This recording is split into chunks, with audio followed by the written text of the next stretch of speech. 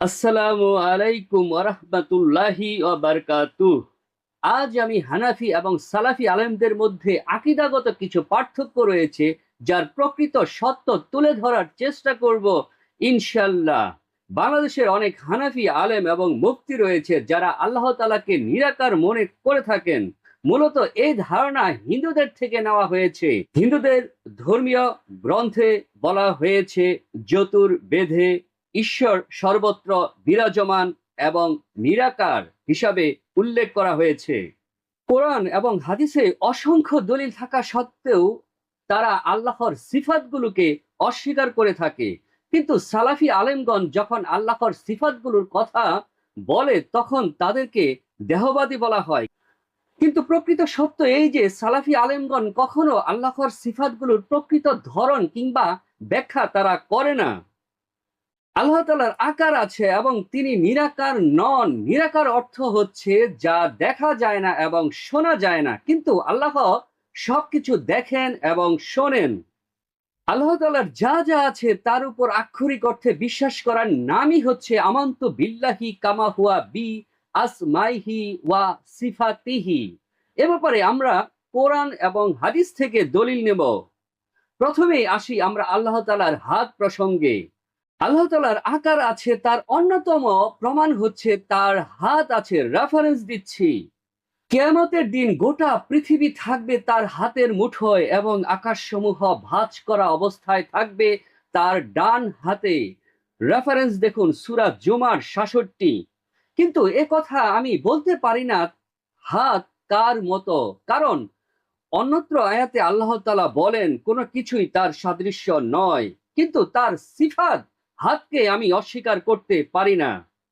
এ আয়াতে তাফসিরে সহিহ বুখারীতে আব্দুল্লাহ ইবনে মাসউদ হতে বর্ণিত রয়েছে যে ইহুদিদের এক দল বড় আলেম রাসূল সাল্লাল্লাহু আলাইহি ওয়াসাল্লামকে বলল, হে মুহাম্মদ, আমরা তাওরাতে এটা লিখিত দেখতে পাচ্ছি যে আল্লাহ তাআলার সপ্ত আকাশ রাখবেন এক আঙ্গুলের উপর এবং জমিনগুলো রাখবেন এক আঙ্গুলের উপর, বৃক্ষরাজিকে রাখবেন এক আঙ্গুলের উপর এবং পানি ও মাটি রাখবেন এক আঙ্গুলের উপর, আর সমস্ত মাখলুককে রাখবেন এক আঙ্গুলের উপর। অতঃপর তিনি বলবেন, আমি সবকিছুর মালিক এবং বাদশাহ। মোহাম্মদ সাল্লাল্লাহু আলাইহি ওয়াসাল্লাম ইহুদি আলেমের কথায় তিনি সত্যতায় হেসে ফেললেন, এমনকি তার মারির দাঁতগুলো প্রকাশিত হয়ে পড়ে। অতঃপর তিনি জুমার 66 নং আয়াতটি পাঠ করেছিলেন। রেফারেন্স দেখুন সহিহ বুখারী হাদিস নং 4811 তাফসির অধ্যায়। এই হাদিস প্রমাণিত হয় যে আল্লাহ তাআলার হাতের আঙ্গুল রয়েছে। শাফায়াত সংক্রান্ত হাদিসে রয়েছে রাসূল সাল্লাল্লাহু আলাইহি ওয়াসাল্লাম বলেছেন, মানুষ শাফায়াত করার অনুরোধ নিয়ে আদম আলাইহিস সালামের নিকট হাজির হয়ে বলবে, হে আদম, আপনি মানব জাতির পিতা। আল্লাহ আপনাকে নিজ হাতে তৈরি করেছেন। সর্বপ্রথম আপনাকে জান্নাতে রেখেছেন, ফেরেশতাদেরকে দিয়ে সাজদা করিয়েছেন, সৃষ্টির সব জিনিসের জ্ঞান আপনাকে দিয়েছেন। আপনি আমাদের জন্য আল্লাহর নিকট শাফায়াত করুন। রেফারেন্স দেখুন মিশকাত হাদিস নাম্বার 5572।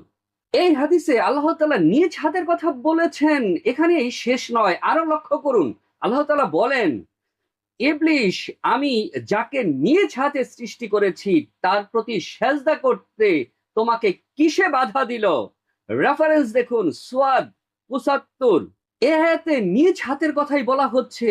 আহলে সুন্নাত ওয়াল জামাতের সবাই ঐক্যমত যে আল্লাহ তাআলার উভয় হাতই প্রকৃত। এখানে সঠিক অর্থ বাদ দিয়ে কুদরতি হাত, অনুগ্রহ, শক্তি এসব গ্রহণ করা যাবে না কয়েকটি কারণে। যেমন নাম্বার 1, প্রমাণ ছাড়া প্রকৃত অর্থকে পরিবর্তন করে রূপকার্থে নেওয়া সম্পূর্ণ বাতিল। নাম্বার 2, সূরা সোয়াদের ৭৫ নং আয়াতে হাতের সম্বন্ধ করা হয়েছে আল্লাহর দিকে দ্বিবচন শব্দ দ্বারা। প্রক্ষান্তরে কোরআন এবং সুন্নাহর কোথাও কুদরতি এবং শক্তির সম্বন্ধে আল্লাহর দিকে দ্বিবচন শব্দ ব্যবহার করা হয়নি। সুতরাং প্রকৃত হাতকে নিয়ামত বা কুদরতি অর্থে ব্যাখ্যা করা শুদ্ধ ও সঠিক নয়।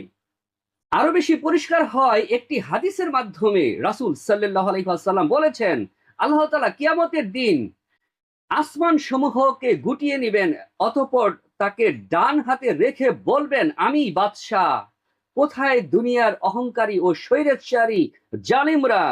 অতঃপর বাম হাতে জমিন সমূহকে গুটিয়ে নিয়ে বলবেন, আমি বাদশাহ, কোথায় স্বৈরাচারী অবিচার ও অহংকারীগণ? রেফারেন্স দেখুন মিশকাত, হাদিস নাম্বার 5523। আল্লাহর হাত রয়েছে, সে হাতের মধ্যে ডান হাত এবং বাম হাতও রয়েছে। যেমন আল্লাহ তেমন তার হাত, তেমনি তার ডান হাত এবং তার বাম হাতের কোনো তুলনা নেই। তুলনা করা যাবে না, কারণ তুলনা করা হচ্ছে শিরক। এবার আমি হাদিসের বর্ণনায় আল্লাহর হাতের তালু সম্পর্কে বলবো। আবু জর গিফারি বলেন, রাসূল সাল্লাল্লাহু আলাইহি ওয়াসাল্লাম বলেছেন, আল্লাহ আদমকে তৈরি করার পর তার হাতের তালু দিয়ে আদমের পিঠে আঘাত করে এবং পিঠ হতে সাদা সাদা অতি ক্ষুদ্র বিন্দুর মতো তার বংশধর বের করে আনেন।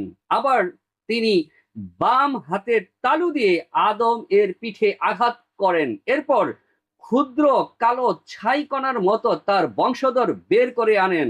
মিশকাত, হাদিস নাম্বার 119। এই হাদিস দ্বারা প্রমাণিত হলো যে আল্লাহর হাতের তালুও রয়েছে। এবার আমি বলবো, কোরআনে এসেছে আল্লাহর মুষ্টির কথা। আল্লাহ বলেন, কিয়ামতের দিন পৃথিবীর সকল স্তর ও সবকিছু তার ডান হাতের মুষ্টির মধ্যে থাকবে। রেফারেন্স দেখুন সূরা আদ জুমার আয়াত 66।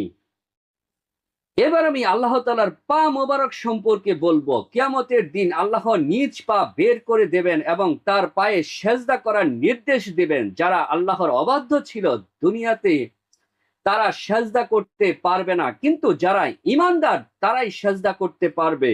রেফারেন্স দেখুন সূরা আল কালাম আয়াত 42। আনাস রাদিয়াল্লাহু আনহু বলেন, রাসূল সাল্লাল্লাহু আলাইহি ওয়াসাল্লাম বলেছেন, জান্নাতীদেরকে যখন জাহান্নামে নিক্ষেপ করা হবে, তখন যতই নিক্ষেপ করা হোক, জাহান্নাম বলতে থাকবে, চাই, আরো চাই, চাই, আরো চাই। আল্লাহ তাআলা এক সময় জাহান্নামের মুখে তার পা রাখবেন। জাহান্নাম তখন বলবেন, হে আল্লাহ, আপনার ইজ্জতের কসম, আপনার শ্রেষ্ঠত্বের কসম, যথেষ্ট হয়েছে, যথেষ্ট হয়েছে, যথেষ্ট হয়েছে।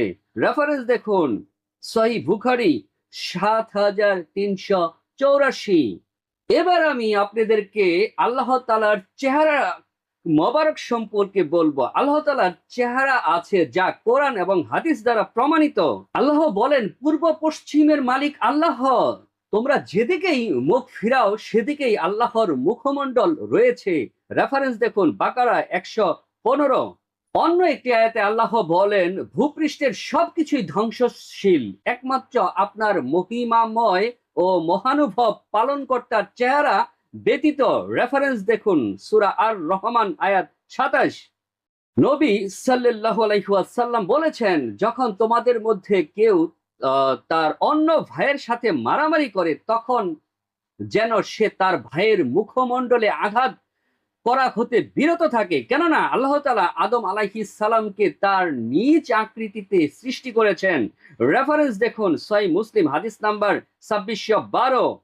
এখানে একটা কথা বলা জরুরি যে আল্লাহ তাআলার মুখমণ্ডলের সাথে সৃষ্টির মুখমণ্ডলের সাদৃশ্য করা যাবে না। এবার আমি বলবো আল্লাহ তাআলার চোখ প্রসঙ্গে, আর তুমি আমার চোখের সামনে এবং আমার ওহী অনুসারে নৌকা তৈরি করো, আর যারা জুলুম করেছে তাদের ব্যাপারে তুমি আমার কাছে কোনো আবেদন করো না, নিশ্চয়ই তাদেরকে ডুবানো হবে।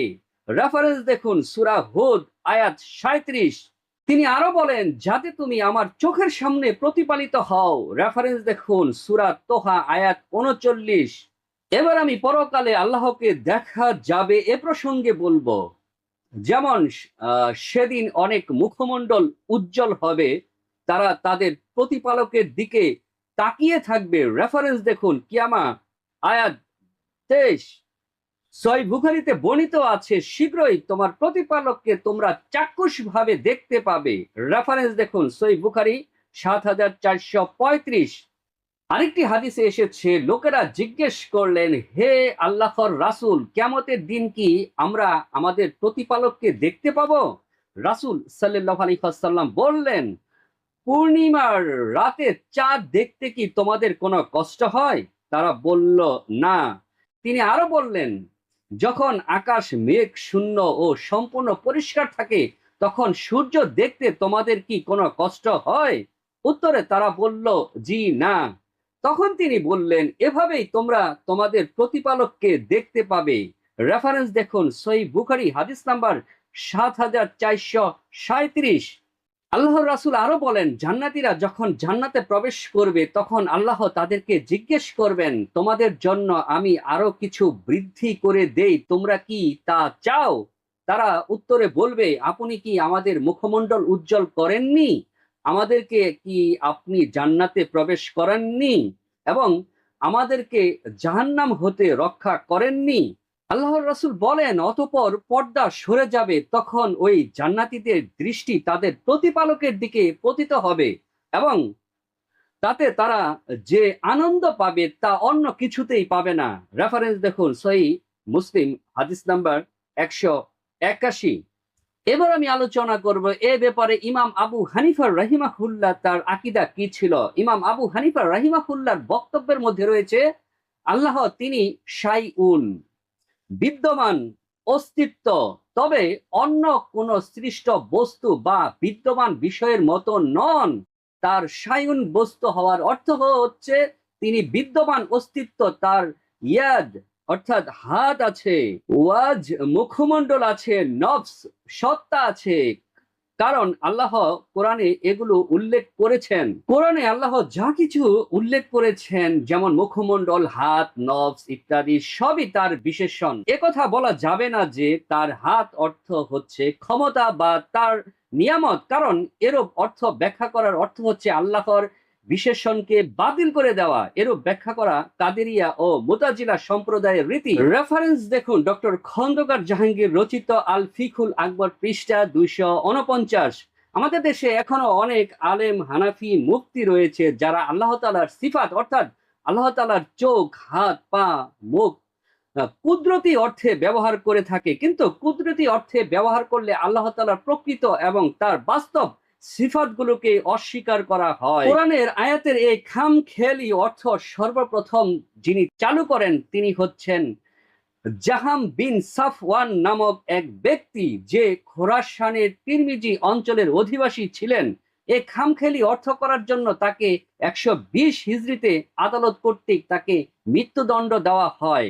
রেফারেন্স দেখুন তারিখ তাবারি সপ্তম খণ্ড ৩৩০ পৃষ্ঠা। কোরআন স্পষ্ট, কোরআনে কোনো আয়াত অস্পষ্ট বা রূপক থাকতে পারে না। আল্লাহ বলেন, কোরআন স্পষ্ট। রেফারেন্স সূরা আন নামল আয়াত ১, সূরা ইয়াসিন আয়াত ৬৯। কোরআন যেখানে স্পষ্ট সেখানে কোনো রূপক কিংবা কুদরতি কথার প্রশ্নই ওঠে না। রূপক কিংবা কুদরতি কথাটির অর্থ নিলে তাহলে বাস্তব অর্থকে বিকৃতি করা হবে। অতএব আমরা বিশ্বাস করি আল্লাহ তার নিজ হাত, পা, চোখ, রুহু, চেহারা প্রভৃতি বিষয়ে যা যা বলেছেন তা কোনোটি রূপক নয়। কোরআন এবং হাদিসে আল্লাহ তাআলার যা যা আছে তার উপর আক্ষরিক অর্থে বিশ্বাস করার নামই হচ্ছে আমান্তু বিল্লাহি কামা হুয়া বি আসমাইহি ওয়া সিফাতিহি। আল্লাহ তাআলা আমাদের সকলকে সঠিক বুঝ দান করুন, আমিন।